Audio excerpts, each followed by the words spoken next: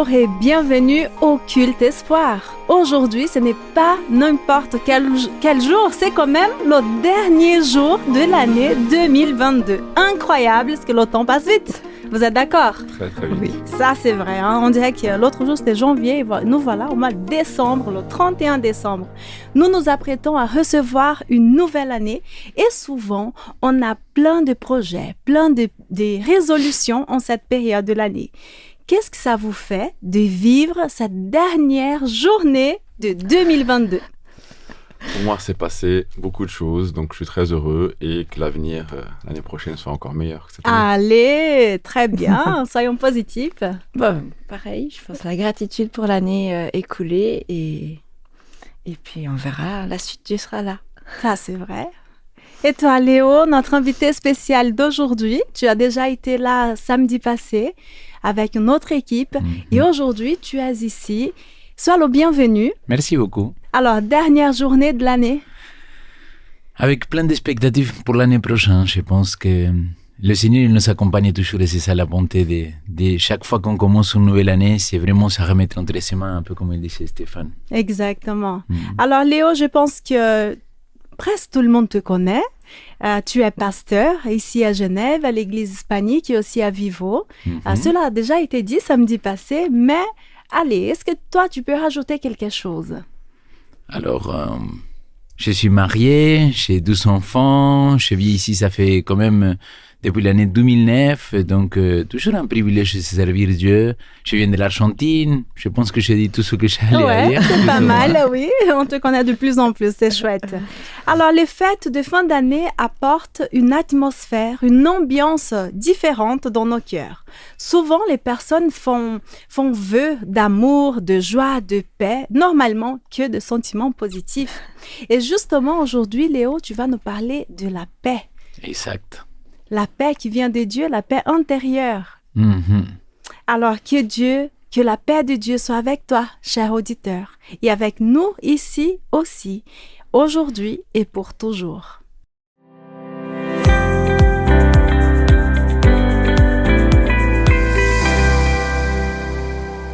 Stéphane, tout dernièrement, tu étais en vacances, n'est-ce pas? Oui. On ne t'a pas vu pendant tout un mois et je pense que tu as bien reposé, que tu nous as concocté une jolie réflexion pour Dieu dans ma semaine. Oui, c'est vrai que j'ai passé j'ai vraiment un mois pour me reposer, d'être en paix et de réfléchir de l'année écoulée et comme ça va aussi vraiment être l'année prochaine. Et en parlant de l'année prochaine, comme tu as dit au début, que fait-on chaque fin d'année, début d'année? Nous préparons les bonnes résolutions. Voilà. Nous faisons la liste des choses à changer ou à faire. Au début de l'année, nous sommes très très motivés. On est tous motivés, on met vraiment en pratique. Mais le temps passe, la motivation commence à revenir, le jour après jour, on commence Quelques objectifs n'ont pas été atteints. Non, tout le monde va à la gym au début de l'année, après il commence à plus y aller. On se lâche un peu. Et à la fin, on revient comme d'habitude. Et quand on regarde la télé, les bonnes résolutions sont être le meilleur, faire de l'exercice, être premier de tout. Et vraiment, le premier qu'on parle à la télé, c'est quoi? Que la paix soit avec vous, qu'on a tous en paix, etc. Mais chaque fin d'année, rien ne change. Bon, des fois, il y a quand même quelques petits changements. Oui, mais pour moi, c'est un stress un peu. C'est pour ça, chaque année, je fais aucune résolution. On vit, j'accepte ce que Dieu me donne et voilà. Et comme ça, je mets pas la pression. Ok. On met la pression. Mais aussi, il est important de fixer l'objectif. C'est important de dire l'année prochaine, j'aimerais faire quelque chose d'autre et de faire. Mais on essaie tout le temps de le faire nous-mêmes. Qu'est-ce que je peux faire? On se pose jamais la question, qu'est-ce que Dieu veut qu'on fasse? Qu'est-ce qu'il veut vraiment pour nous? Et je suis convaincu, si on demande à Dieu de nous aider à choisir les choses, les résolutions qu'on doit faire l'année prochaine, ça va peut-être moins nous stresser et on va pouvoir y arriver parce que Dieu est avec nous. Ouais, c'est vrai qu'il y en a aussi notre part à faire. Tout à fait. Mais chaque fois, il faut demander Dieu. C'est vraiment, il faut dire, Dieu, je suis là, qu'est-ce que tu veux pour moi? Il nous connaît mieux que nous-mêmes. Il nous connaît le futur. Donc on peut vraiment être en paix, la vraie paix que Dieu nous donne. Donc, j'ai décidé cette année d'être un peu différent, de demander à Dieu de choisir mes bonnes résolutions. quelles sont les résolutions qu'il veut que je fasse. Joli comme résolution. Comme ça, je ne mets pas la pression et je sais que Dieu me donnera la paix et les choses que je dois faire.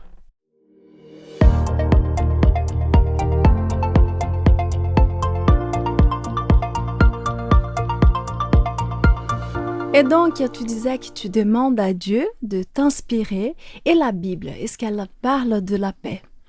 Elle parle. Et surtout, dans cette époque, on souhaite toute la paix entre nous, entre le peuple. Et surtout maintenant, en cas de guerre, on veut tous la paix. Mais la paix que nous demandons, c'est d'avoir plus de problèmes dans notre vie. On veut... Tout se passe bien. Mais c'est pas la paix de Dieu, c'est pas la paix que Dieu nous offre. Elle est vraiment différente de celle que le monde propose. Si nous sommes en difficulté, Dieu nous donnera la paix dans nos cœurs.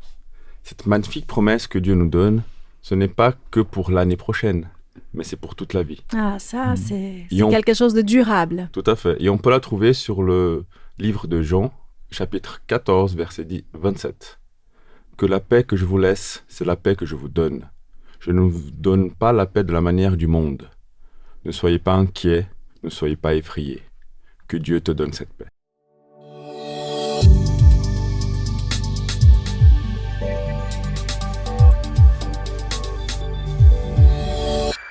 Ben oui, la Bible parle de paix et d'ailleurs dans la Bible on voit aussi que Jésus est appelé prince de paix.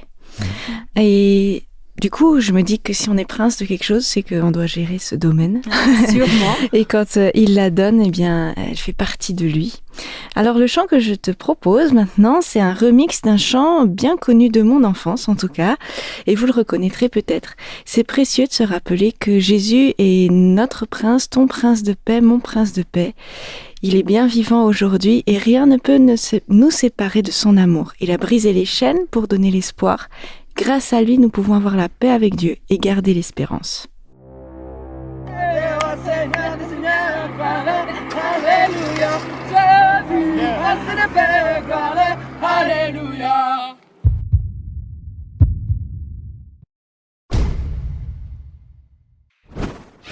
Qui a quitté le ciel pour la terre, c'est Jésus.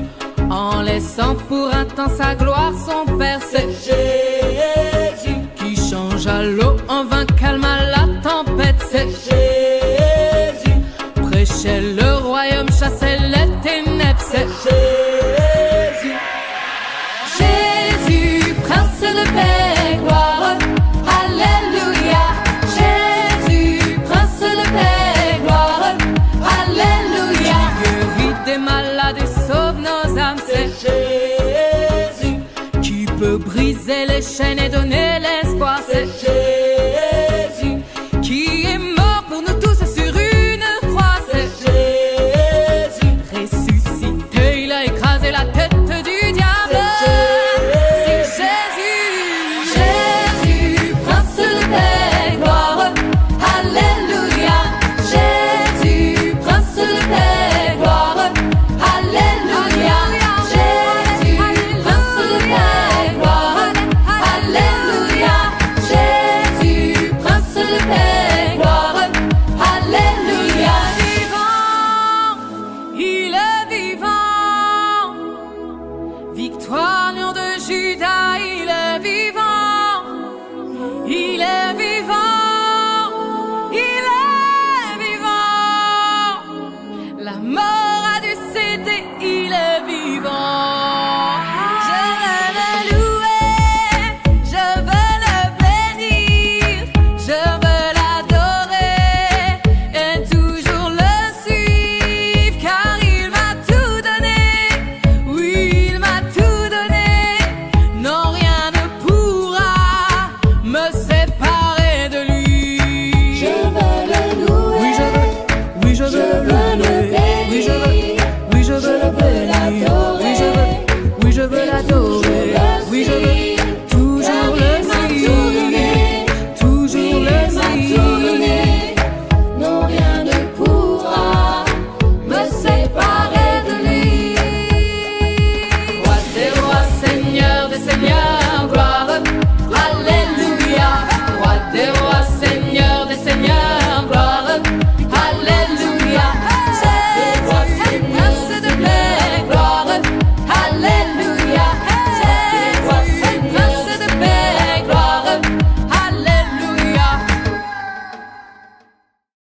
Ah, c'était très bien, Marie-Lou. Voilà. Tu as bien choisi. Roi des rois, Seigneur des seigneurs. Avec tout un accompagnement. Et je ne sais pas si vous avez entendu parler de ce tableau qui représente la paix à travers d'un oiseau au calme dans un nid caché dans les rochers en pleine tempête. Non. Ah bon. En tout cas, c'est cette image, ça représente un peu pour moi la paix que Dieu nous propose. Comme tu disais, Stéphane, une paix qui tient face aux épreuves, qui ne dépend pas des circonstances et qui vient du coup du puissant amour de Dieu et qui tient en face de ce qui se passe devant nous. Alors, je te propose maintenant d'écouter « Si la lune me glace, mon secours est en toi ».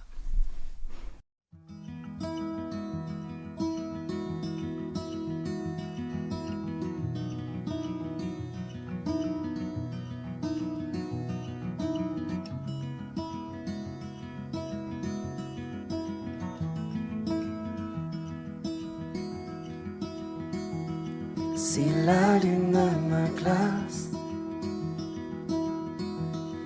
et le soleil menace, créateur des étoiles, mon secours est en toi. Si mes larmes ruissellent et que mon pas chancelle, créateur de la terre, mon secours est en toi.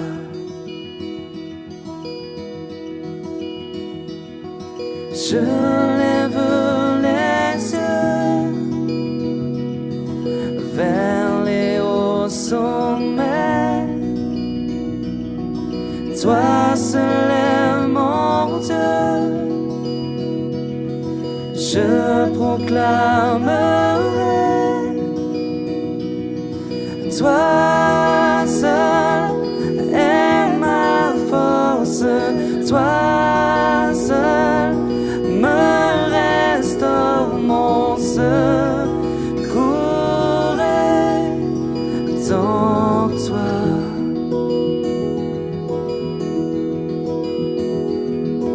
Toujours tu me portes, jamais tu ne dors, mon secours est en toi.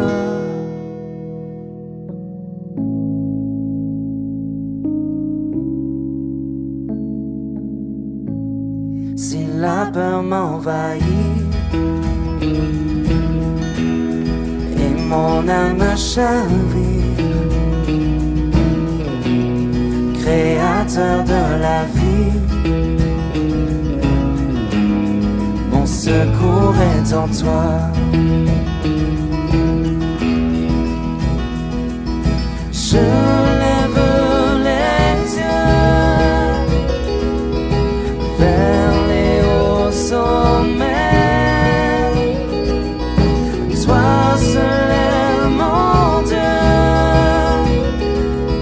Je proclamerai, toi seul est ma force, toi seul me restaure, mon secours est en toi.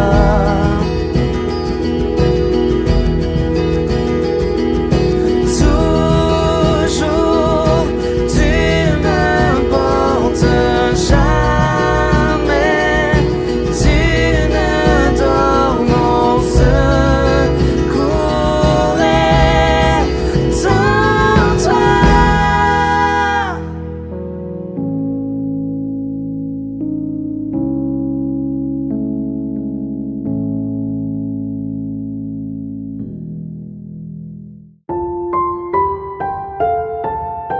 Eh oui, tout se trouve en Jésus. Quelle belle chanson, n'est-ce pas?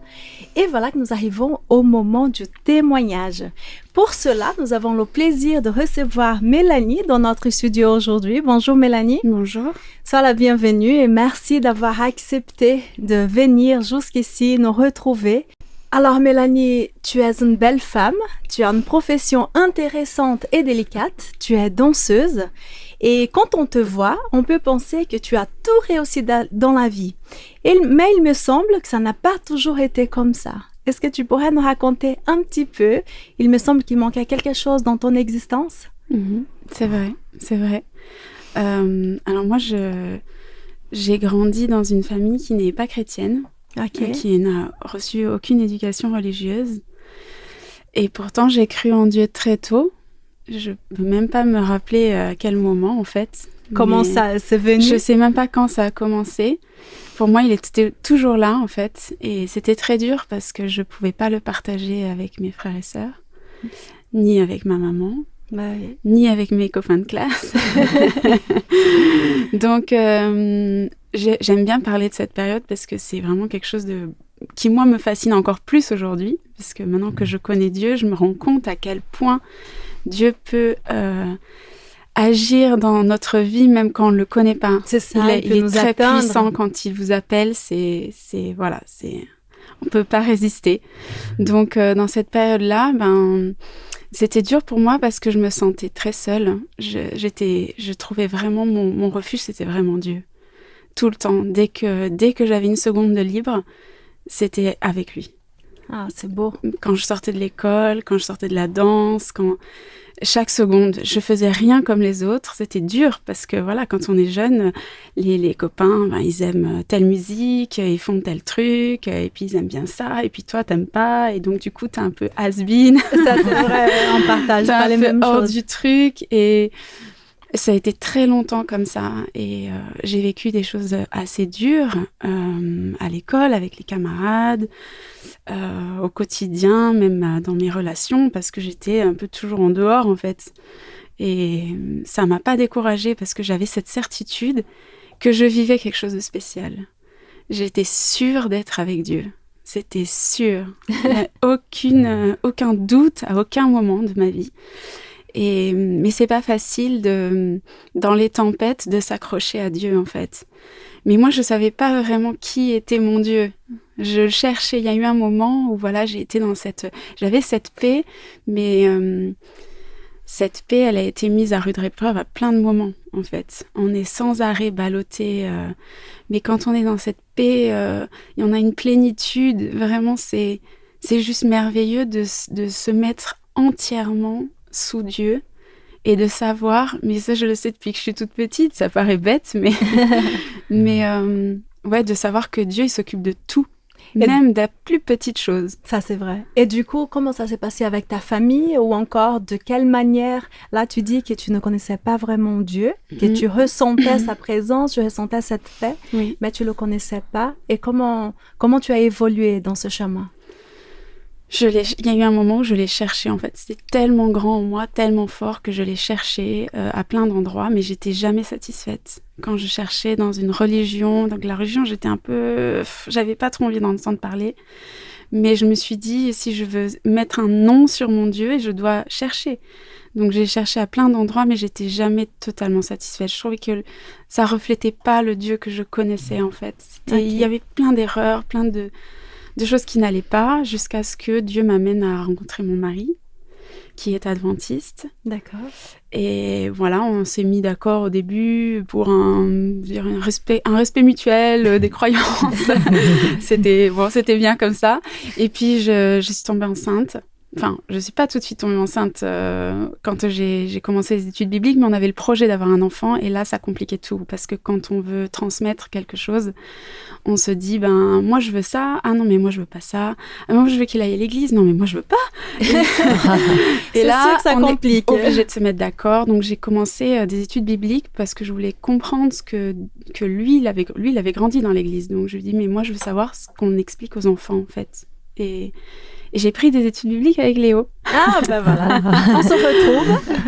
Et en fait, je n'en ai jamais vraiment parlé à Léo, parce que quand on faisait les études bibliques, il se passait tellement de choses dans ma tête. D'ailleurs, je ne parlais pas trop.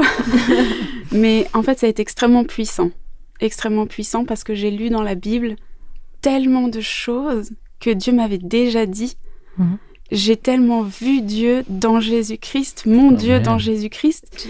C'était juste incroyable. En fait, tu l'avais déjà expérimenté par d'autres manières. Je le vivais en fait. Je le vivais, mais je ne l'avais pas. Je pouvais pas mettre des mots dessus. Mais pour moi, il y a tellement de choses dans tout ce que je lis dans la Bible. Je peux dire presque, j'ai presque tout ressenti. C'est Jésus-Christ, c'était lui, quoi. C'était lui, c'était sûr, à 3000%. Sa bonté, sa fidélité, sa douceur, sa patience, sa justice. Je l'ai vu dans tout ce que j'ai vécu. Et c'était très fort. Et c'est vrai qu'aujourd'hui, je sais quand j'ai des moments difficiles et que j'ai ce réflexe de me tourner vers Dieu, que c'est Jésus-Christ qui me donne cette paix merveilleuse quand des choses arrivent et que tu te dis, ok, je suis dans le monde, il m'arrive ces trucs, mais je ne suis pas du monde, c'est Jésus-Christ qui se bat pour moi.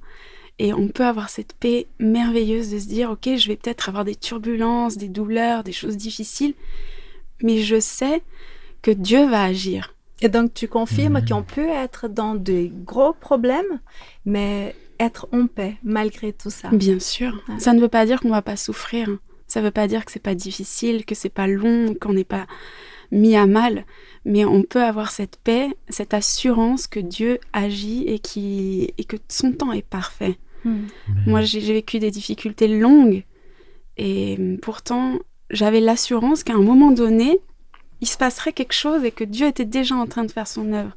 Il nous aide tout le temps, même dans les tout petits détails, même quand vous êtes dans une situation difficile avec quelqu'un, une relation toxique, ou vous pouvez voir Dieu agir dans toutes les petites choses de votre journée, jusqu'à la délivrance complète, bien sûr, parce que ce temps appartient à Dieu. Mais il faut persévérer, il faut s'accrocher à Dieu. C'est vraiment ça, Ouais. Tes sentiments. Hein. Oui. En tout cas, tu transmets aussi cette paix. Et ça, c'est paisible. Ça, c'est vraiment très agréable. Merci beaucoup, Mélanie, d'être venue témoigner de cette manière si spontanée. Est-ce que tu aimerais dire encore quelque chose? J'aimerais dire à tous ceux qui vivent des choses difficiles et qui se demandent quand est-ce que ça va s'arrêter, peut-être, que Dieu les aime et qu'il souffre avec eux et qu'il s'occupe d'eux à chaque seconde, vraiment à chaque seconde. Voilà. Ça, c'est vrai. Merci beaucoup. Je suis vraiment contente de t'avoir connue davantage et je souhaite que la paix de Dieu t'accompagne tout au long de ta vie et que Dieu soit avec toi et ta famille. Merci, vous aussi.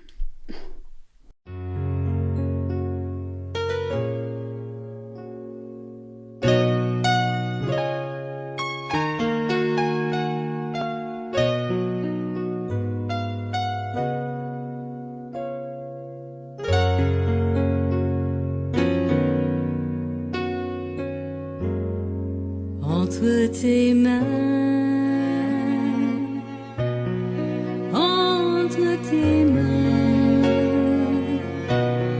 j'ai trouvé la paix, enfin.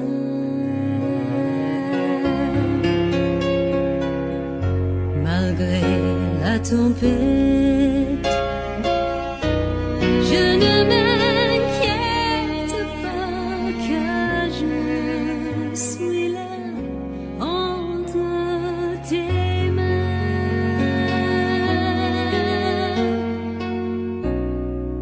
Entre tes mains, entre tes mains.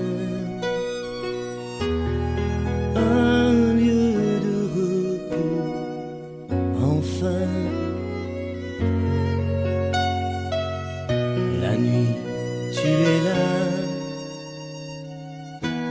Le jour se lèvera, me trouvera entre tes mains.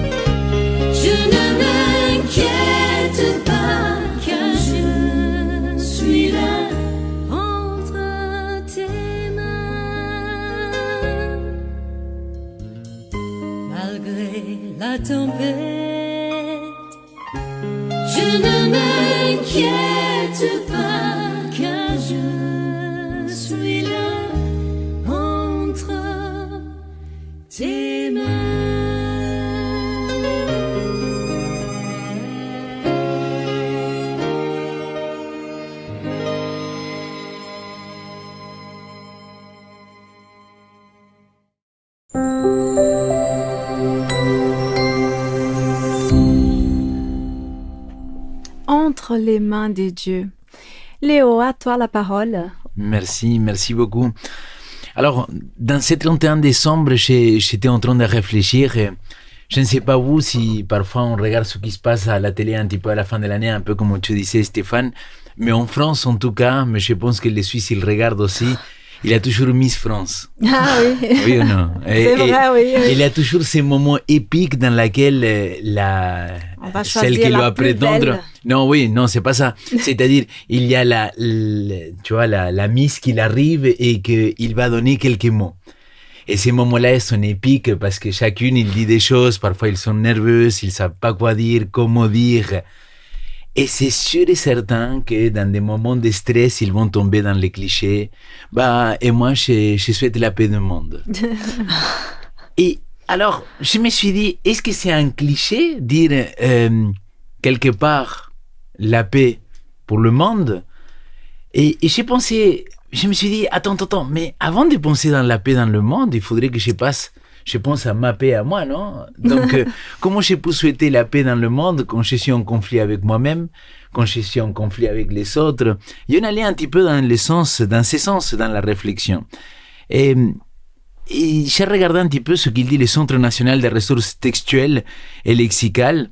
Donc, par rapport à la définition de paix, il dit situation d'un pays, d'un peuple, d'un État, et j'aimerais dire, et d'une personne qui n'est pas en guerre. Donc, quelque part, tu vois, je me dis, le plus important, c'est de ne pas être en guerre, de ne pas être en conflit. D'ailleurs, les deux synonymes de paix dans le dictionnaire, c'est calme et tranquillité, les deux premières. Et là, ça m'a mené à une réflexion. Et je me dis, tu vois comment Jésus-Christ, il a dit, aime ton prochain comme toi-même. Alors, quelque part, ce matin, j'aimerais paraphraser un peu ce texte-là et dire, sois en paix avec ton prochain comme avec toi-même. Vous voyez ce que je veux dire? Ça veut dire, comment je peux prétendre être en paix ou que le monde soit en paix quand moi-même je ne suis pas en paix avec moi?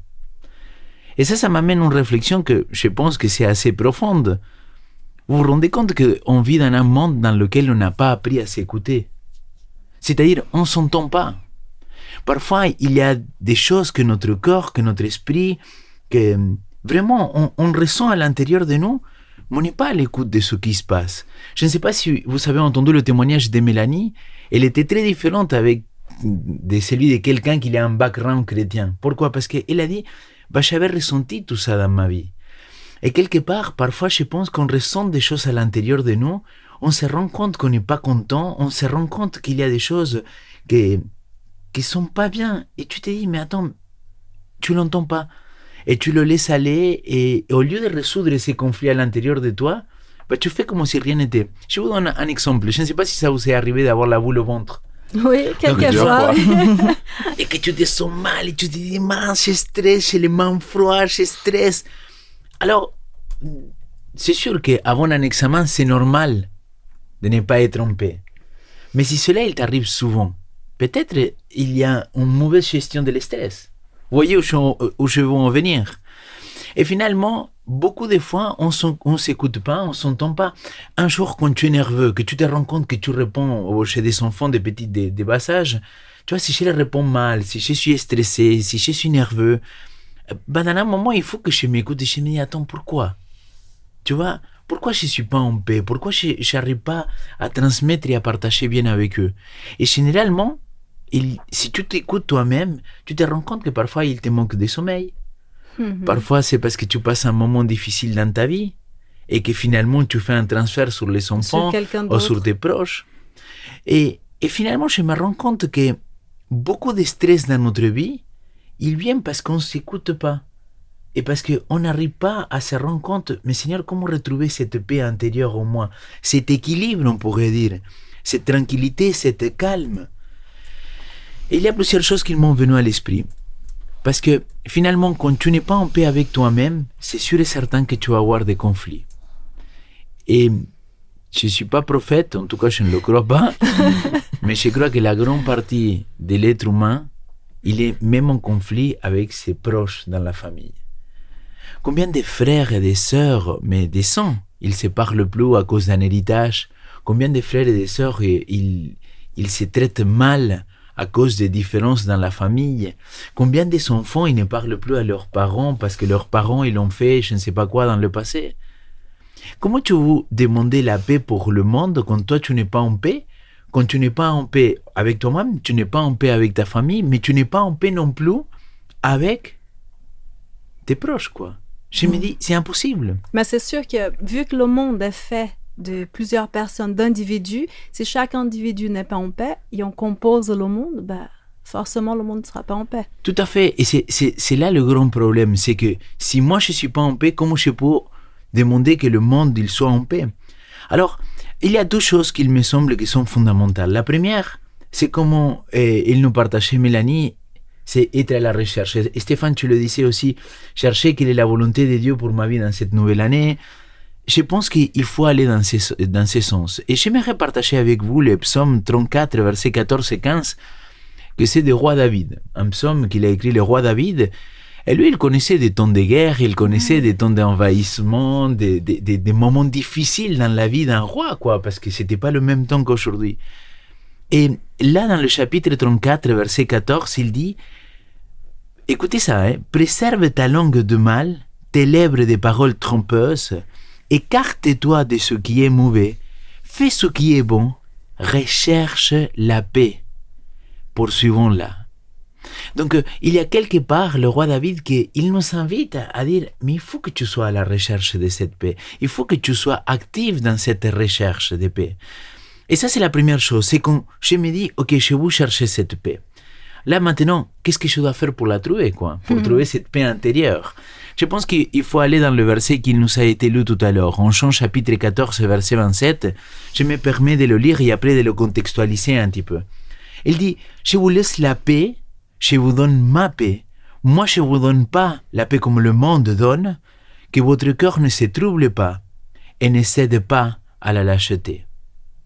C'est la version selon la Nouvelle Bible seconde.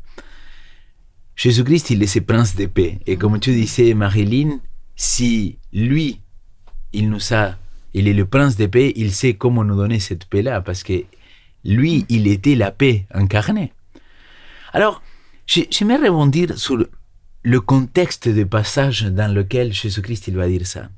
C'est Jean chapitre 14 et le verset 1, si vous vous rappelez bien, c'est là que Jésus-Christ il va dire à ses disciples. Donc au chapitre 13, vous allez voir pourquoi l'importance du contexte. Au chapitre 13, ils vont faire la Sainte Seine. Et Jésus-Christ il va dire à Pierre, un de ses leaders dans le groupe, toi, tu vas me renier 3 fois avant que le coq il chante.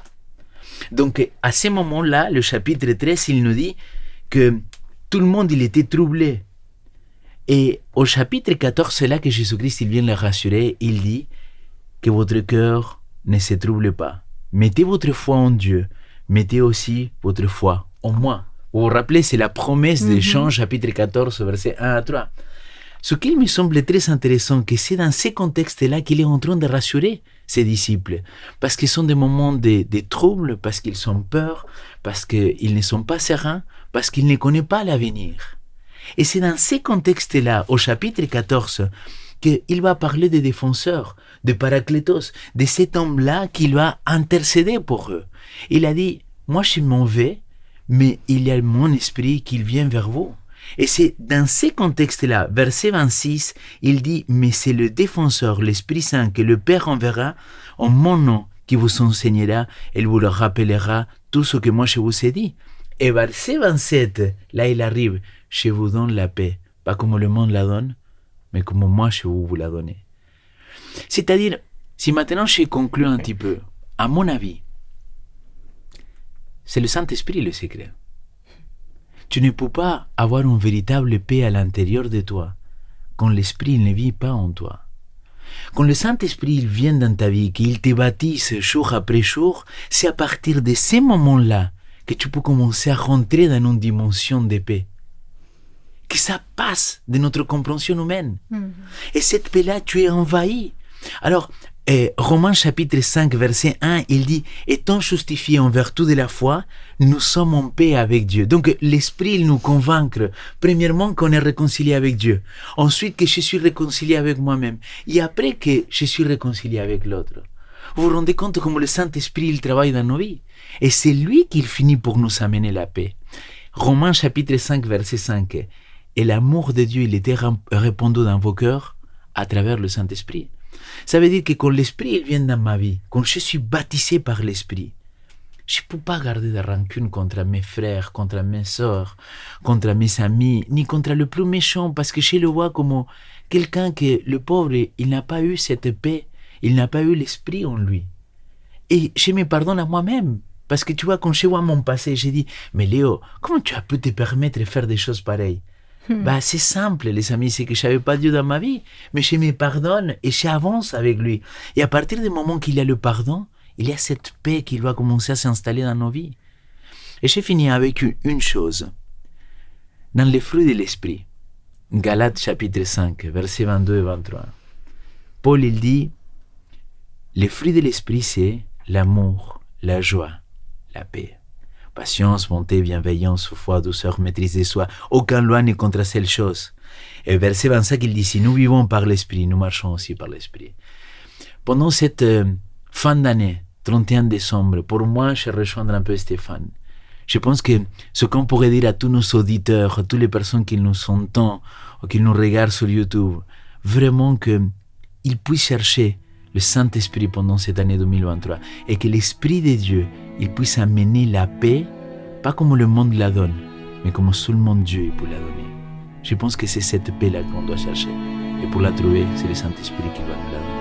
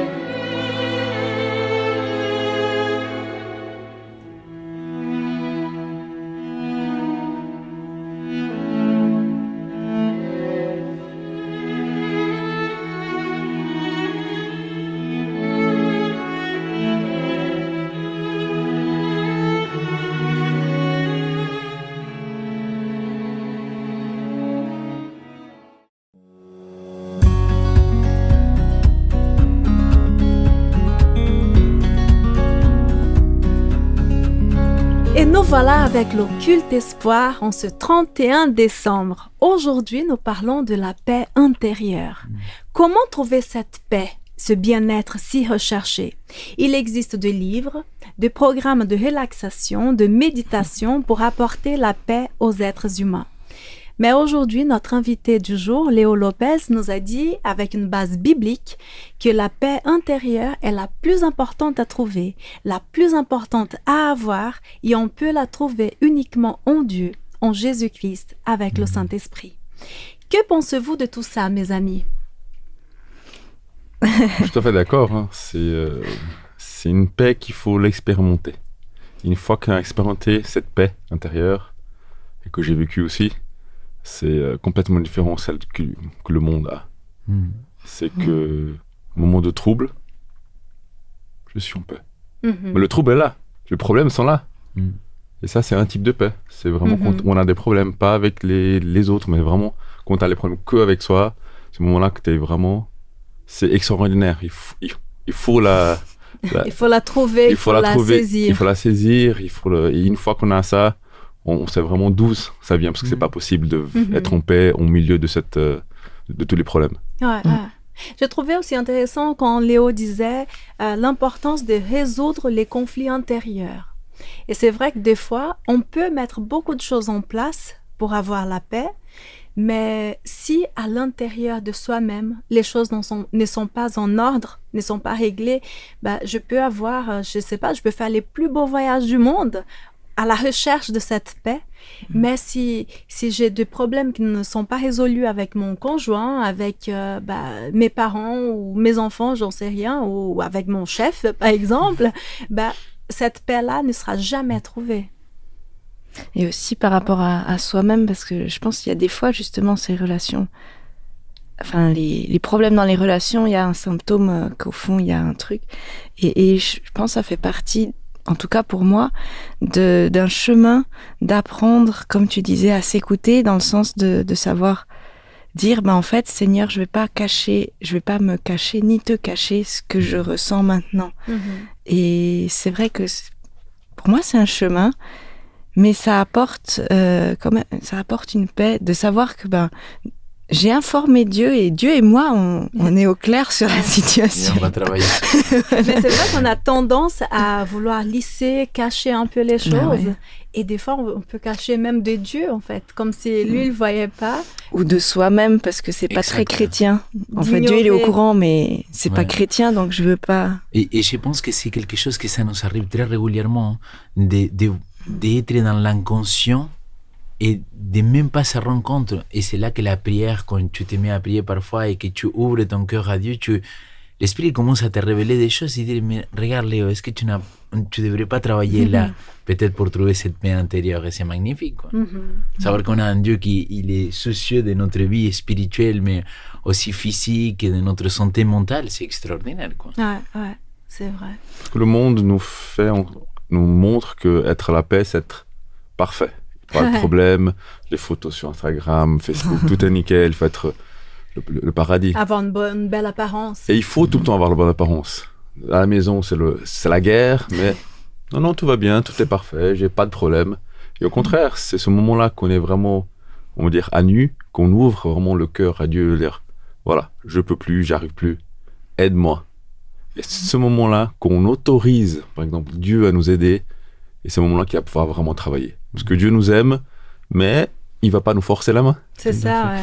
Et si je me permets de rebondir sur ce que tu dis, Stéphane, combien de fois je me suis rendu compte, mais clairement j'ai senti que l'Esprit il m'a guidé vers partager un témoignage que peut-être c'était pas super, quoi. C'était pas un témoignage de victoire, mais le partager même en tant que pasteur dans l'église, pour le dire, les amis, moi aussi je me bats avec ça. Et parfois, j'ai pas la victoire, mais Dieu, il me donne la paix malgré mon échec. Vous voyez pourquoi? Parce que je suis en paix, parce que, comme tu disais, Marilyn, je suis en chemin, quoi.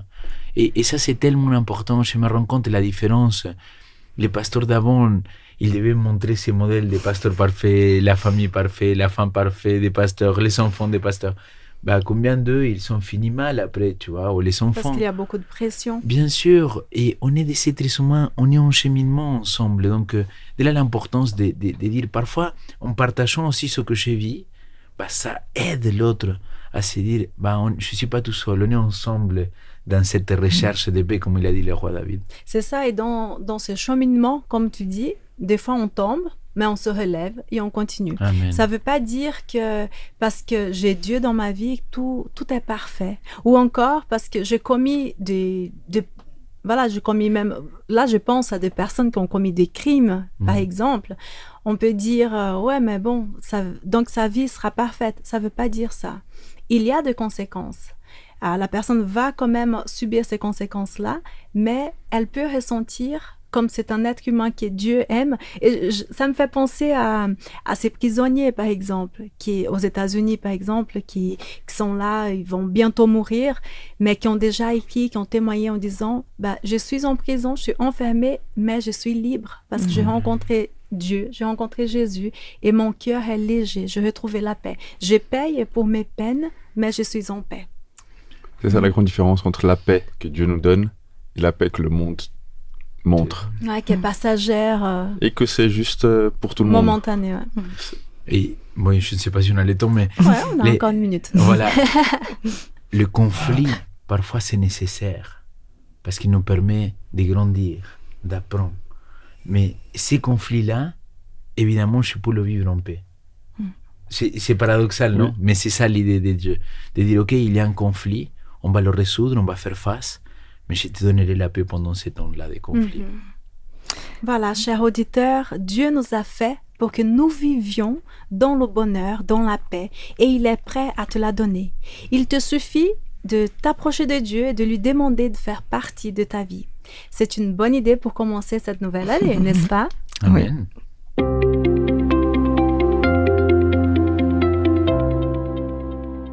Eh bien, pour cette chronique Dieu dans les arts, eh bien, je vous propose une petite recherche. Je me suis un petit peu attelée à faire une réflexion sur un des symboles de la paix. Parce que quand on met paix, je cherchais un tableau, mais en fait, on voit plutôt des symboles. Et un de ces symboles, il y en a plusieurs, mais c'est la colombe avec son petit rameau. Oui. Et je me suis dit, bon, moi, j'ai une petite idée de ce à quoi ça m'évoque. Je sais pas si vous voyez un peu dans vos têtes l'image, mais qu'est-ce qu'en dit l'art? Enfin, d'où ça vient? Eh bien, quand on regarde chaque fois, ils font référence à la même chose. Ce symbole est rattaché à la Bible à l'origine. Au début de la Genèse, l'auteur nous raconte un cataclysme, le déluge. Ah oui. Et la terre est détruite par l'eau à cause de la méchanceté des habitants. Mais Noé et sa famille, ainsi que les animaux, trouvent refuge dans une grande arche. Un grand bateau. Voilà, un grand bateau construit par Noé. Et puis, après 40 jours de pluie, ça s'arrête. Mais bon, c'était inondé, donc ça prend du temps. Et puis, pour s'assurer de la bonne évolution, se rassurer, Noé va envoyer une colombe qui va revenir avec une petite branche dans sa bouche. Signe que la végétation est en train de revenir. Ça, c'est un des symboles de paix. C'est un des symboles de la colombe aussi. Parce que la colombe, dans la Bible, elle fait aussi écho à autre chose. Je ne sais pas si vous voyez où on va. Et c'est assez intéressant de faire ça après le message de Léo. C'est qu'elle a aussi été envoyée au moment du baptême de Jésus.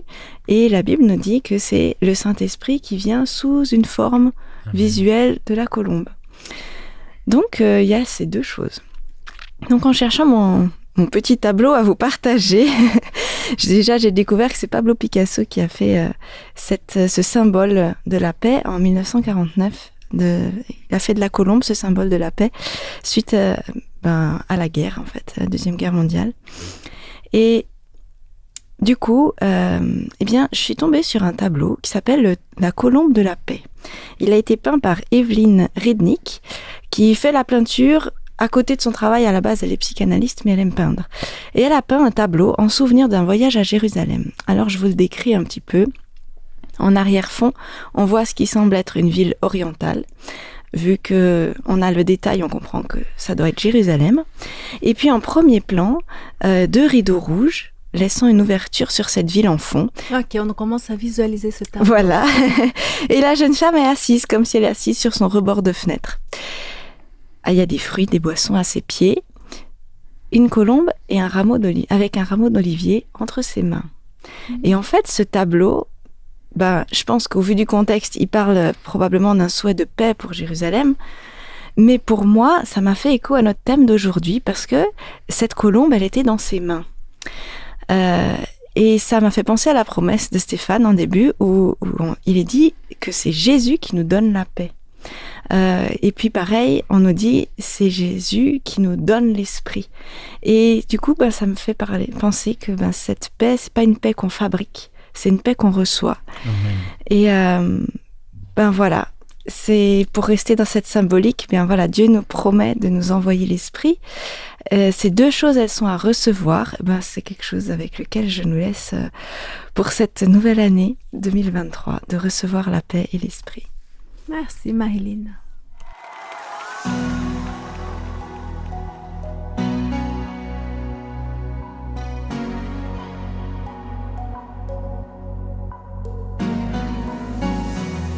Je reçois ta paix, cette paix que tu donnes. Oh, c'est l'espoir que j'ai. Quand mes forces m'abandonnent, car tu donnes du courage pour traverser les tempêtes et les vallées.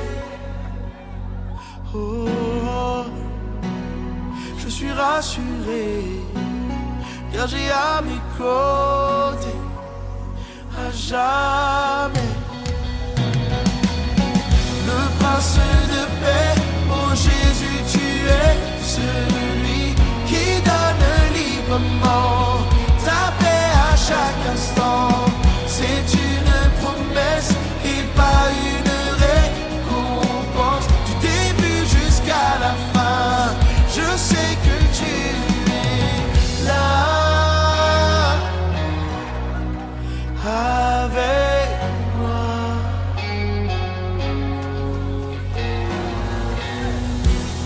Ta présence en moi m'offre ton énergie pour ma vie. Je suivrai tes pas, guidé par ton esprit. Je choisis d'avoir confiance en ta bonté, même quand je me sens submergé. Je suis rassuré, oui j'ai à mes côtés à jamais le prince de paix.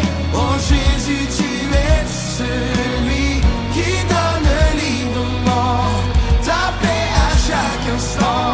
C'est une promesse et pas une récompense. Du début jusqu'à la fin, je sais que tu es là avec moi. Oui, tu es Seigneur, tu es là. Jamais tu m'abandonnes. Avec moi, oh avec moi, oh. Tu es là, Seigneur, oh, oh. Allez, chantons ensemble. Plus qu'une sensation, let's go. Plus qu'une sensation, c'est ma décision.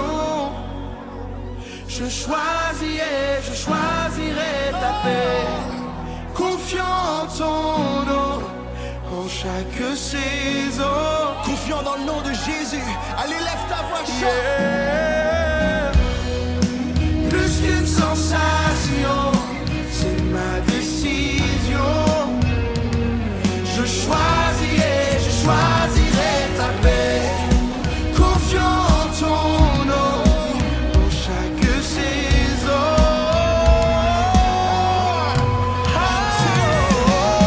Le prince de paix, oh Jésus, tu es celui qui donne librement ta paix à chaque instant. C'est une promesse et pas une récompense. Du début jusqu'à la fin, je sais que tu es le prince de paix. Oh Jésus, tu es celui qui donne librement ta paix à chaque instant. C'est une promesse et pas une récompense. Du début jusqu'à la fin, je sais que tu es là avec moi. Tu es là. Déclarez. Tu es là avec moi.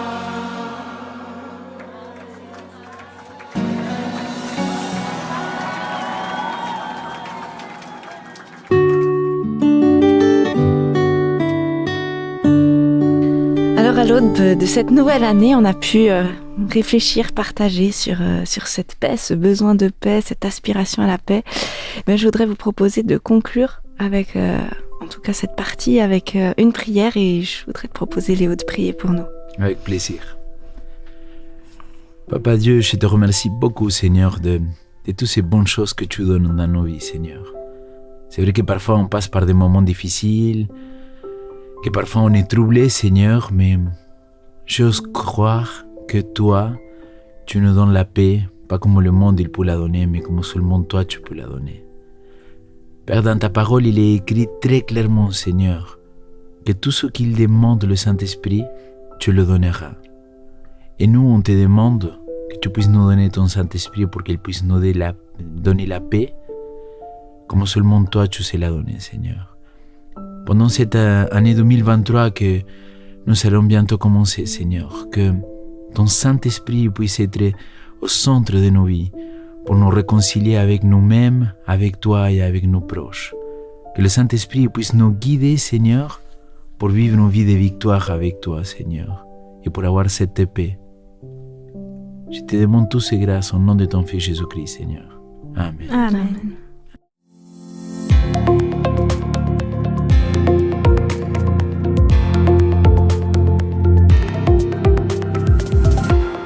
Alors Stéphane, je te lance au défi. Comment tu vas nous faire mettre en action la paix? Je vais demander très simple, mais surtout pour la montrer, vivre. Au début de l'année, qu'est-ce qu'on fait? Depuis le 1er janvier, qu'est-ce qu'on fait à tout le monde qu'on croise? On dit bonne année! Bonne année! La première chose déjà, dire avec le sourire. Parce qu'on est confiant que Dieu va nous aider, que cette année, ça va être une superbe année. Même s'il y a des difficultés, mais on se en paix, déjà avec le sourire. Ah ça change déjà la donne. Ah bah c'est sûr que si on souhaite bonne année, la tête fermée, ça fait bizarre. Mais ça peut arriver parce que les gens oui. Et aussi, rajouter une petite chose après. Ça veut dire que juste bonne année, après tout dépend de la personne que vous êtes, hein, la personne qu'on rencontre, c'est que Dieu te bénisse, ou que tu puisses trouver la paix, ou que tu puisses réaliser tes rêves. Et si quelqu'un te dit, ouais, j'espère que ce soit un peu mieux que cette année, pourquoi pas dire, je vais prier avec toi, je vais prier pour toi, que tu puisses trouver, que cette année puisse vraiment se passer bien, que tu puisses trouver cette paix, quelque chose comme ça. Donc c'est très important de donner. Je sais que c'est peut-être des petits détails, mais ils font toute la différence sur l'autre. Ah bah c'est très bien. Donc on sourit, on dit un petit mot de plus, hein, et on met en action, on prie pour la personne, on passe du temps avec la personne, on l'écoute, hein, peut-être. Voilà, oui, tout à fait, ça dépend de la personne qu'on va dire, et vous allez voir déjà ça change déjà la vie de quelqu'un. Ah ben bravo, alors à toi de jouer. Merci. Merci beaucoup pour ce challenge et c'est vraiment une action parfaite pour débuter l'année. Merci. Un grand merci à chacun ici d'avoir participé à ce culte espoir. Merci Léo d'être venu pour la deuxième fois à notre culte. Que Dieu te bénisse, que Dieu te garde pendant cette nouvelle année qui commence. Pareillement. Et alors, l'être humain cherche la paix. Personne ne peut fabriquer cette paix en aucun objet. On ne peut pas la trouver en aucun médicament et même pas dans les plus beaux voyages. Et tout l'argent du monde ne pourra jamais apporter cette paix. Seulement Dieu. Le seul qui puisse t'offrir cette paix, cher auditeur, est Jésus-Christ. N'hésite pas à lui en demander. Il te l'offre. Une nouvelle année commence dans quelques heures et je te souhaite une année remplie d'amour, de santé et de véritable paix qui vient de Dieu. Fais-lui confiance. Tout ce qu'il y a de mieux pour toi est encore à venir. Je te remercie de nous avoir suivis pendant toute cette année et voilà, on t'attend l'année prochaine, samedi prochain au Culte Espoir. Je te souhaite un excellent sabbat et une bonne année!